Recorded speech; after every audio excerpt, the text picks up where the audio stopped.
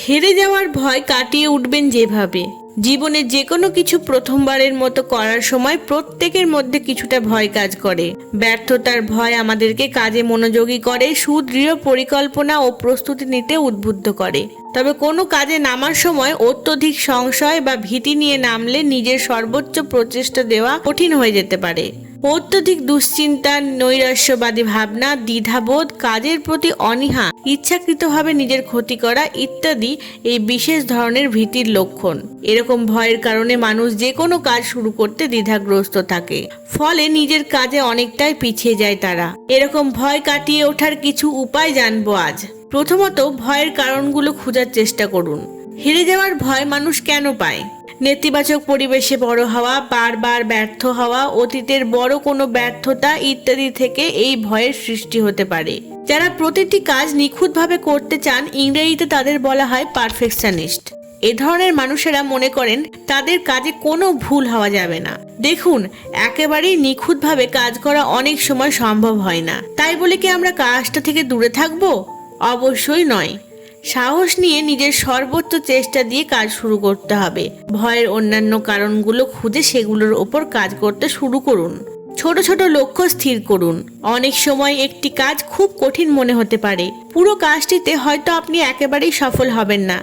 এক্ষেত্রে কাজটিকে ছোট ছোট ভাগে ভাগ করে ফেলুন। ধাপে ধাপে কাজটি করলে কাজটি সহজ হয়ে যাবে। ছোট ছোট লক্ষ্যগুলো অর্জন করার ফলে আপনার আত্মবিশ্বাস বাড়বে এবং এই আত্মবিশ্বাস আপনাকে কাজের প্রতি আগ্রহী করে তুলবে। প্রতিদিন অল্প অল্প করে এগোতে শুরু করলে আপনার জন্য লক্ষ্য অর্জনের পথ সহজ হয়ে আসবে। নিজেকে ব্যর্থ হওয়ার সুযোগ দিন। ব্যর্থতা জীবনের একটি অবিচ্ছেদ্য অংশ।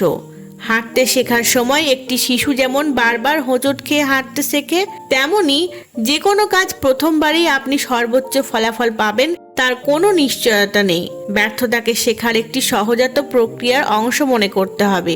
কাজেই ভুল হতে পারে, আপনি ব্যর্থ হতে পারেন, তাই বলে কাজটি না করে বসে থাকলে হবে না।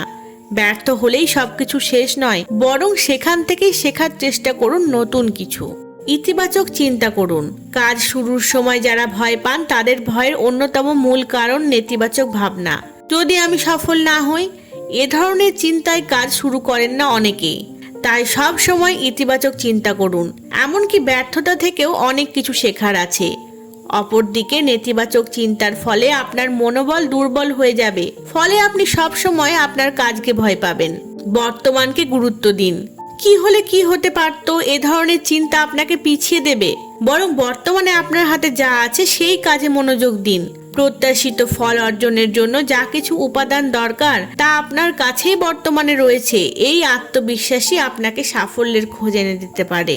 ইতিবাচক মানুষের সঙ্গে থাকুন। কোনো কাজ শুরুর সময় আমাদের আশপাশের পরিবেশ একটি বড় ভূমিকা পালন করে। তোমাকে দিয়ে এই কাজটা হবে না, বা তুমি এটা পারবে না। পরিবার বা বন্ধুদের কাছ থেকে এইরকম নেতিবাচক মন্তব্য পেতে থাকলে আপনি ক্রমশ কাজ করার আগ্রহ হারিয়ে ফেলবেন। তাই ইতিবাচক বন্ধু দল গড়ে তুলুন, যারা আপনার প্রতিটি কাজে উৎসাহ যোগাবে। ব্যর্থতা সবার জীবনেই কখনো না কখনো আসে। এরকম সময় একে অপরের পাশে থাকা, পরস্পরকে উৎসাহিত করাই ইতিবাচক মানসিকতার পরিচয়।